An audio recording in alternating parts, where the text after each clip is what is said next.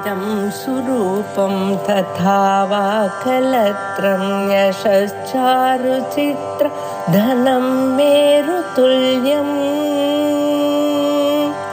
मनश्चेन लग्नं गुरोरङ्घ्रिपद्मे ततः किं ततः किं ततः किं ततः किम्।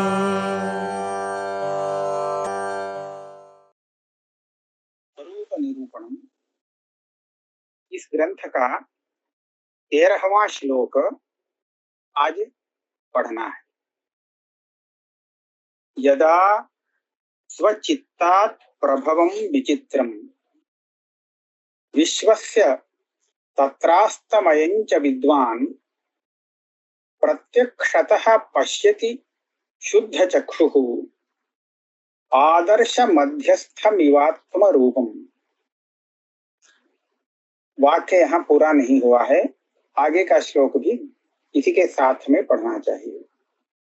तदा आगमान् संपरिवर्ज्य सर्वान् श्रद्धा गृहीतांश्च समाधि योगान् तास्ताश्च युक्तीः अनुमान गर्भाः सूक्ष्मार्थ संदर्शन दीपभूताः देहस्य च स्वस्य मृजा हिरण्यम् जरादि मर्त्यत्वम् अशेषतस्तत् प्रदीप्त सूर्यानल रश्मि योगात् घृतस्य काठिन्यमिवापनेयम्।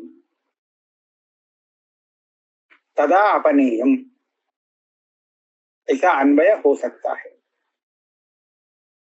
यहाँ इन तीनों श्लोकों का एक साथ अर्थ करना है, उसमें एक शंका होती है। अभी आपने यह कहा अपना जो वास्तविक स्वरूप है, आत्मा का जो वास्तविक स्वरूप है उसका चिंतन करना चाहिए। स्वं भावं भावयेत् बुधः। बाकी सबको छोड़ करके अपने स्वरूप का चिंतन करना चाहिए मुमुक्षु को। भावान एतान परित्यज्य स्वं भावं भावयेत् बुधः। देश जाति आदि और वर्ण आश्रम जितने भी देह संबंधी धर्म हैं उन सब का परित्याग करके अपने आत्मस्वरूप का ध्यान करना चाहिए। कहना तो ठीक है, कहने के लिए ठीक है, लेकिन करने में बड़ी दिक्कत है। देह के धर्मों को कैसे हम त्याग कर सकते हैं? देह का देश जाति वर्ण ये सब जो धर्म है इनको हटाना कोई सामान्य कार्य नहीं है। तो ये कैसे हो सकता है? कोई कर सकता है क्या? तो बिल्कुल नहीं कर सकता है, स्वयं हो सकता है। इसका उदाहरण दे रहे हैं। यदा, यहां हम एक दृष्टांत पहले बता देते हैं। रस्सी में जब सांप का भ्रम हो जाता है तो भ्रम काल में तो वहां वह सर्प सत्य दिखता है, सत्य के रूप में दिखता है, लेकिन वास्तविक बात यह है कि वहां वह सर्प वास्तव नहीं है।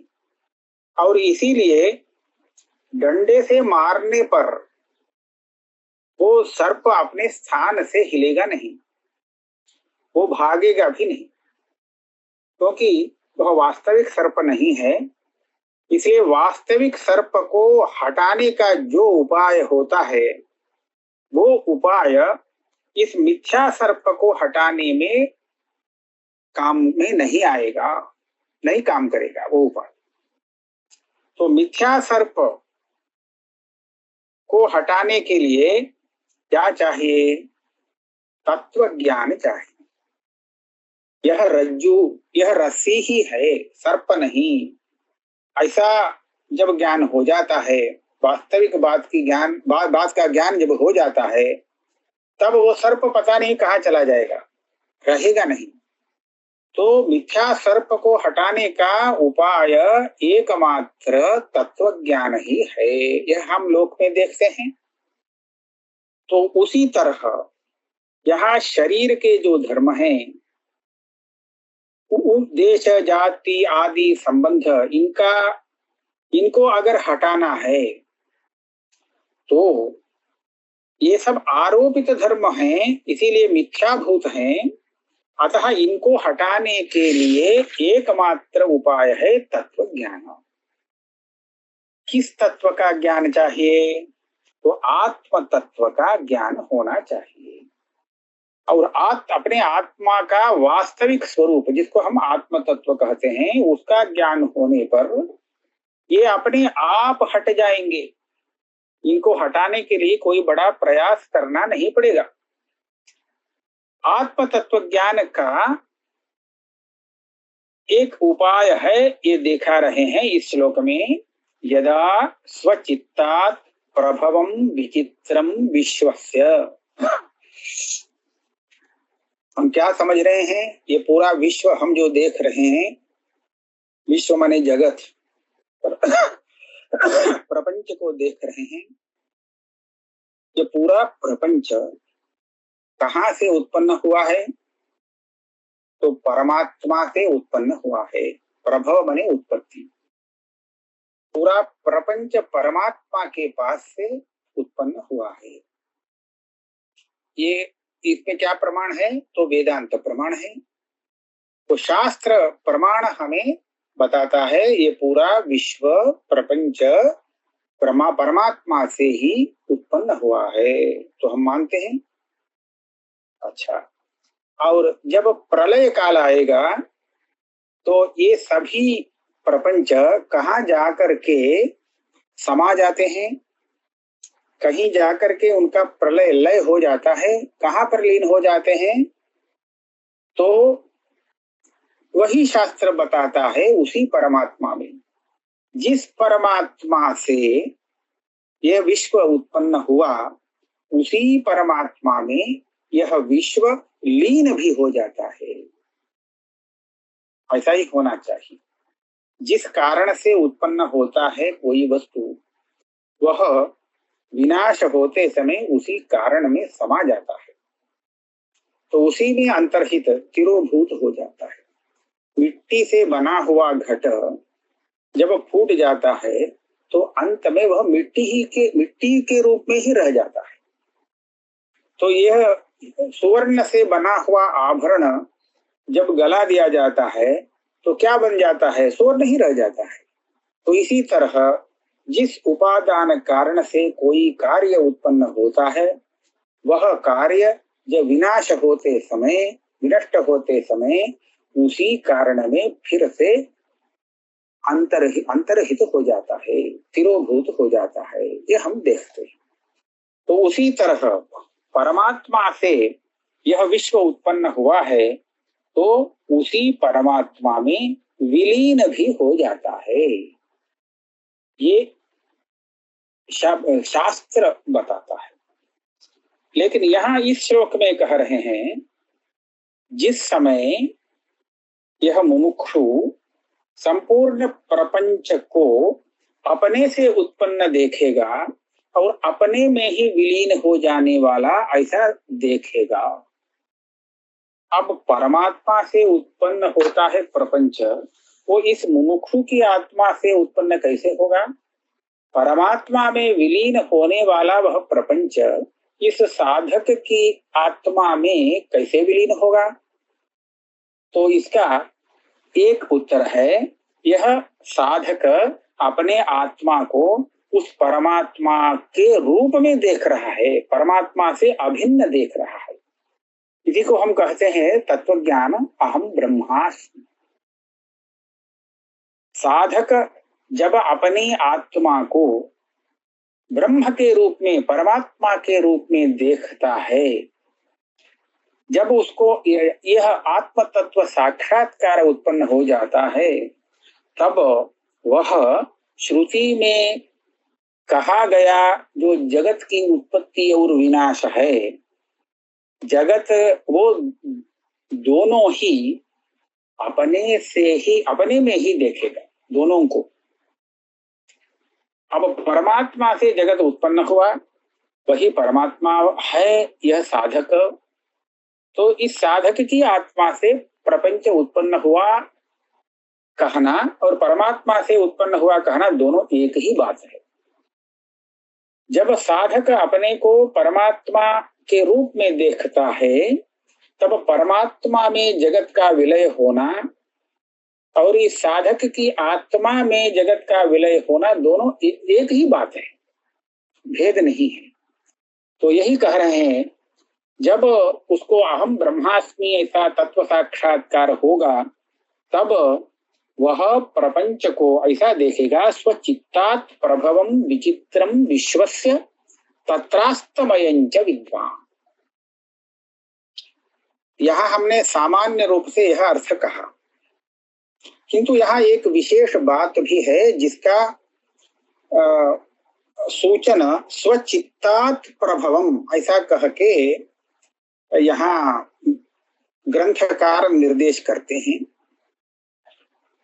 ये भी एक वेदांतियों की प्रक्रिया है। ये पूरा प्रपंच कल्पित है।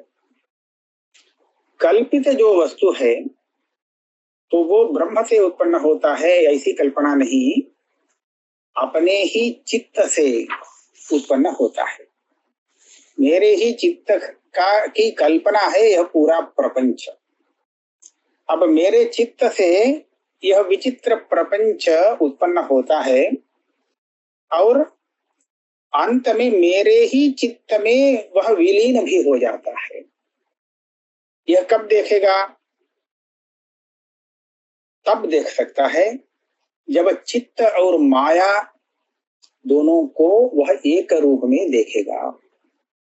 यहाँ यह बात है, अंतःकरण चित्त जो जिसको हम कह रहे हैं, चित्तोपाधिक आत्मा जीव है और मायोपाधिक, माया को उपाधि, माया रूप उपाधि से युक्त आत्मा ईश्वर है। चित्त और माया में जो भेद है, इसी कारण जीव और ईश्वर के बीच में भेद हुआ। अब चित्त ये तो माया का कार्य है, कार्य और कारण में अभेद होता है। जैसे मिट्टी से बना हुआ घड़ा मिट्टी से अभिन्न होता है, तो उसी तरह अंतःकरण माया से बना हुआ है तो माया से अभिन्न है। जब यह बात पता चल जाती है, तब क्या होगा? माया से ही यह पूरा प्रपंच उत्पन्न हुआ और माया में विलीन हुआ। उसी तरह व्यष्टि में जब देखते हैं तो अपने चित्त से ही उत्पन्न हुआ है पूरा विश्व और चित्त में ही विलीन भी हो जाता है यह विश्व। ये बात कब पता चलेगा? जब इसको देखेगा मुमुक्षु, तो कहते हैं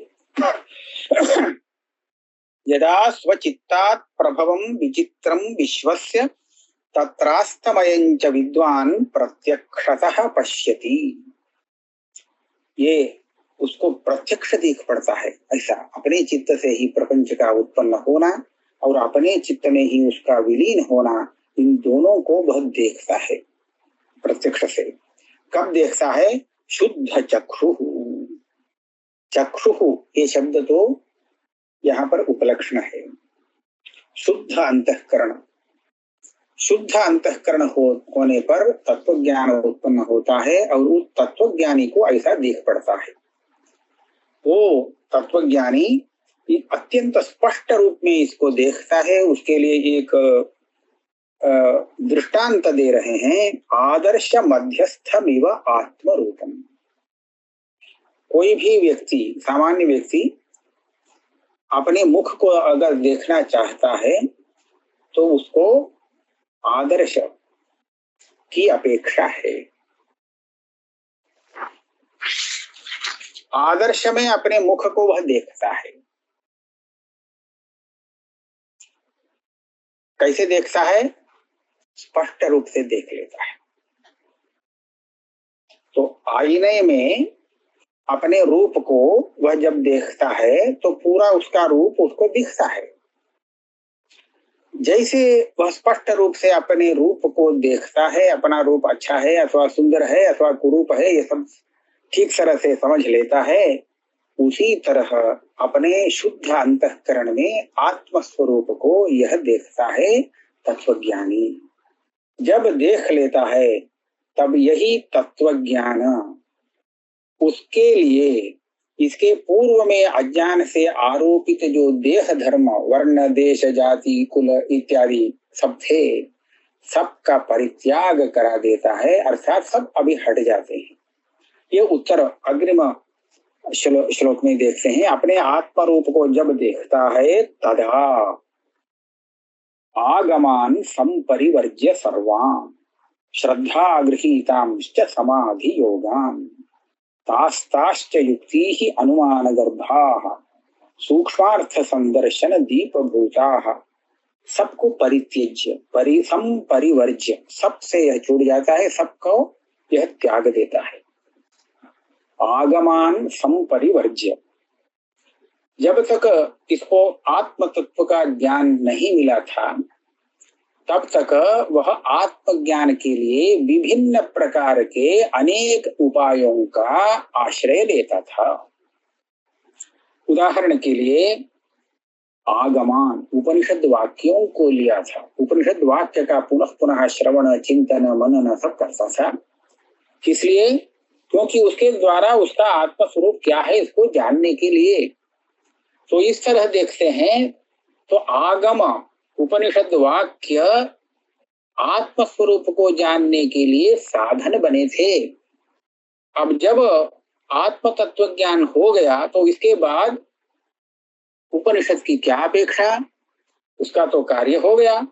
तो ऐसी स्थिति में साध्य सिद्ध हो जाने के बाद साधन को हटा देना चाहिए। इसलिए आगमान संपरिवर्ज्य सर्वान् श्रद्धा गृहीतांश्च, तो इसके पूर्व में बड़ी ही श्रद्धा पूर्वक इन आगमों का वह आश्रय करता था। और समाधि योगा, अनेक बार निधिध्यासन के रूप में वह समाधि का भी अभ्यास करता था। समाधि का अभ्यास करना उसको विक्षेप शांति द्वारा आत्म तत्व साक्षात्कार का उपाय था। अब जब आत्म तत्व साक्षात्कार फल सिद्ध हो गया तब इसके बाद समाधि की कोई आवश्यकता नहीं। इसलिए समाधि योगान संपरिवर्ज्य, और इसके पहले तास्ताश्च युक्ति ही अनुमान गर्भा, श्रुति के तात्पर्य को समझने के लिए इसको बहुत बड़ा मनन करना पड़ता था। मनन में अनेक प्रकार की युक्तियों का अनुसंधान करना था, विचार करना पड़ता था।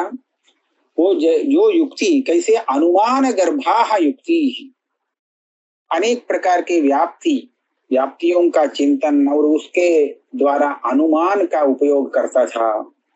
अब उन सभी उपायों का फल जब प्राप्त हो गया आत्म साक्षात्कार, तब इन उपायों की कोई जरूरत नहीं रही। इसलिए उनको भी सब संपरिवर्ज्य, वर्जन कर देता है, त्याग देता है। युक्तियों का एक विशेषण दिया गया है, सूक्ष्मार्थ संदर्शन दीप भूता। स्थूल वस्तु को हम प्रत्यक्ष से देख सकते हैं, हमारी इंद्रियों की क्षमता है, शक्ति के अनुसार वो स्पष्ट रूप से स्थूल वस्तुओं को दिखा सकते हैं। जो इंद्रियों से परे अतीन्द्रिय हैं, ऐसे सूक्ष्म वस्तुओं को पहचानने के लिए अथवा ज्ञान के लिए हमें अनुमान की जरूरत है, अनुमान प्रमाण की। तो वो अनुमान प्रमाण सूक्ष्म अर्थ को देखने के लिए दीप के रूप में प्रदीप प्रकाश का काम करते हैं। तो ऐसे अनुमानों का भी उपयोग किया था इसने आत्मज्ञान प्राप्त करने के लिए। और जब आत्मज्ञान प्राप्त हो गया तब उसको भी यह त्याग देता है, क्योंकि उसका कार्य सिद्ध हो गया। और जब यह स्थिति है उस समय देहस्य च स्वस्य मृजा हिरण्यम् जरादि मर्त्यत्वम् अशेषतस्तत् प्रदीप्त सूर्यानल रश्मि योगात् घृतस्य काठिन्यमिव अपनेयम्। अब जब ये स्थिति इस स्थिति में वह आ गया है, तो उस स्थिति में उसके देह का जो भी धर्म है वो सभी धर्म स्वयं ही हट जाते हैं, यह कहना है यहाँ। देहस्य च स्वस्य, स्व शब्द का अर्थ अपना, अपना जो देह है, अपना देह ऐसा वो अब नहीं कहेगा। इसके पूर्व में उस देह में उसको अभिमान था, वो अपना देह है ऐसा, इसलिए वो अपना देह था। लेकिन अभी उस शरीर में उसका कोई अभिमान नहीं है, क्योंकि उसको वास्तविक आत्मस्वरूप का साक्षात्कार हो चुका है। तो इसलिए स्वस्य ऐसा जो प्रयोग किया है, इसको भूतपूर्व गत्या कहना चाहिए।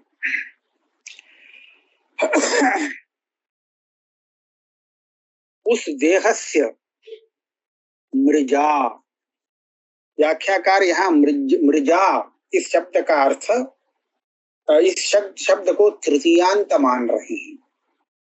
मृजु शुद्धु ये धातु है, उस धातु से क्विप प्रत्यय, भावार्थ है क्विप प्रत्यय लगा करके मृज, मृज शब्द बनता है, उसका तृतीयांत रूप है मृजा।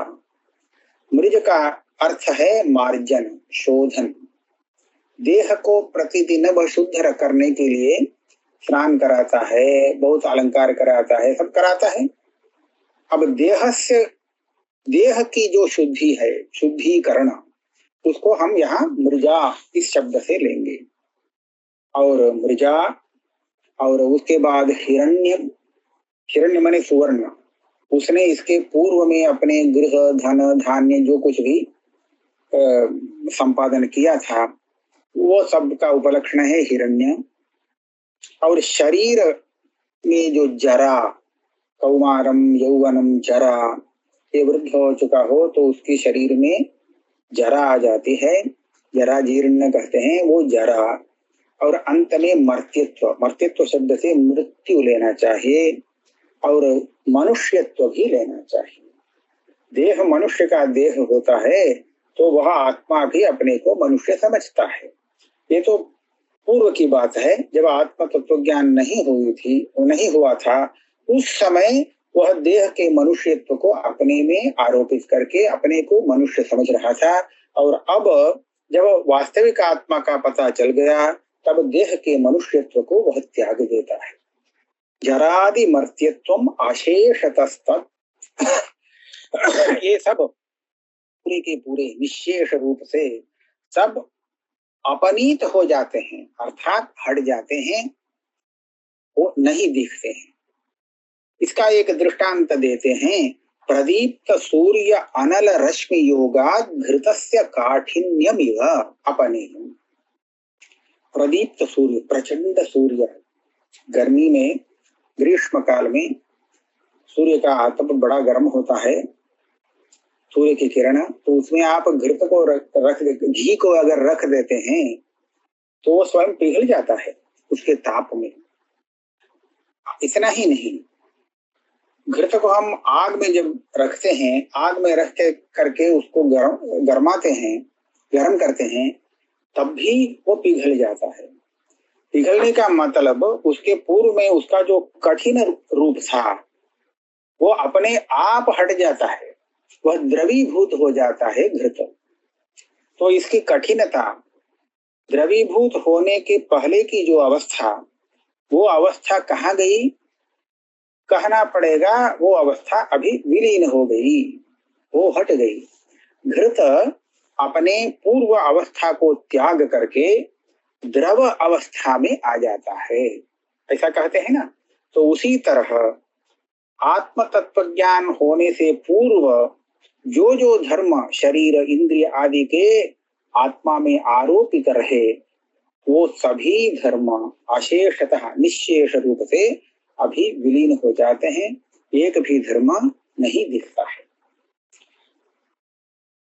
अपनेयम ऐसा प्रश्न, यह शब्द का प्रयोग किया गया है, अपनेयम, अपनयन। इसका क्या अर्थ है? हट जाना। ये सभी धर्म, आरोपित धर्म अपने आप हट जाते हैं। इसका अर्थ, आरोपित रस्सी में आरोपित सर्प को हटाने के लिए इसको कुछ करना नहीं है। वास्तविक तत्व ज्ञान होने से वो स्वयं ही हट जाता है। अपनीत हो जाता है। केवल कहने के लिए हम कहते हैं उसने उस सर्प को हटा दिया, हटाना कुछ नहीं है, स्वयं ही है ही नहीं। उसी तरह आत्मा में देह का कोई भी धर्म नहीं है, सब आरोपित ही है।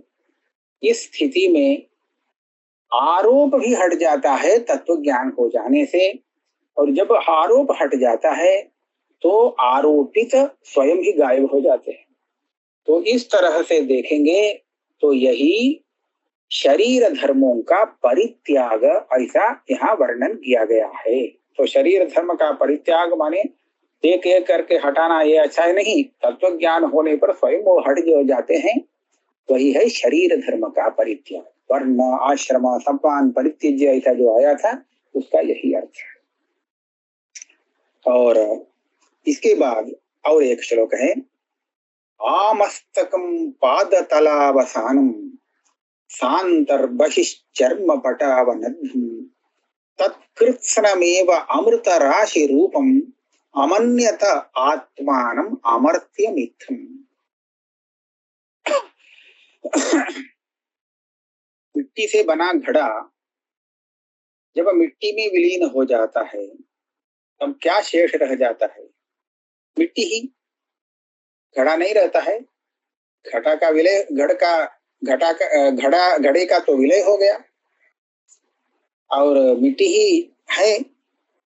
अब उसी तरह आत्मा से उत्पन्न यह पूरा प्रपंच जब उसमें विलीन हो जाता है तो आत्मा ही शेष रह जाता है, आत्मा का स्वरूप ही शेष रह जाता है। तब इसका, इस साधक का ये जो शरीर है वो क्या होगा?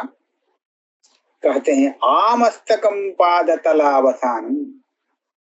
मस्तक सिर को कहते हैं, सिर से लेकर के अपने पैरों का तलवा है ना, नीचे का भाग पाद तल, वहां तक, सिर से लेकर के पाद तल तक तो हो गया पूरा शरीर। इसमें आ गया है आमस्तकम पाद तलावसानम सांतर्बहि, बाहर से और भीतर से दोनों ओर से चर्म पटावनद्धम, ऊपर से भी इसमें चर्म है। चर्म, चर्म माने त्वचा, त्वचा से यह शरीर पूरी तरह से आच्छादित करके आवरण करके उसको ठीक से बांधा गया है, हट न जाए इसलिए अच्छी तरह से कसा गया है। ये बाहर से भी त्वचा से सन्नद्ध है, अवनद्ध है, न बांधा गया है, न कसा गया है, और भीतर से भी, भीतर भी त्वचा है, ऊपर ही, बाहर से भी त्वचा है, अंदर से भी त्वचा है। ये जो स्थूल शरीर है, ये स्थूल शरीर अंदर और बाहर पूरे शरीर, पूरा शरीर चर्म से वेष्टित है, आच्छादित है। ऐसा जो यह शरीर है तत्कृत्स्नमेव, पूरा शरीर कुछ भी शेष नहीं रहता, पूरा क्या हो जाता है? अमृत राशि रूपम अमन्यत। इस शरीर का मरण धर्म था, जरा धर्म था, अब ये सब गायब हो जाता है तो ये सब कहाँ क्या हो जाता है? अमृत राशि रूपम। जिसका मरणादि धर्म नहीं है, ऐसा वह जो आत्म स्वरूप है वही हो जाता है। अर्थात ये सब शरीर आदि आत्मा में विलीन हो जाते हैं और वह विदेह मुक्त होकर के आत्मा स्वरूप में ही रह जाता है, ये कहना है। अमृत राशि रूपम अमन्यत, ऐसा मानने लगता है ये शरीर दूसरा अलग है ही नहीं, ये तो है आत्मा। घड़े को देख करके ये घड़ा क्या, अलग कुछ नहीं, मिट्टी ही तो है ये घड़ा, घड़ा ऐसा है। ऐसा ही सब पूरा प्रपंच उसको परमात्मा के रूप में देखने लगेगा, अपना शरीर भी परमात्मा के रूप में ही दिखेगा और उसी में विलीन हो जाएगा शरीर और प्रपंच। अमन्यत आत्मानम अमर्त्यम इत्थम। और इस तरह पूर्व में वह मर्त्य था, मरण धर्म वाला, अभी क्या हो गया? अमर्त्य, मरण धर्म से रहित।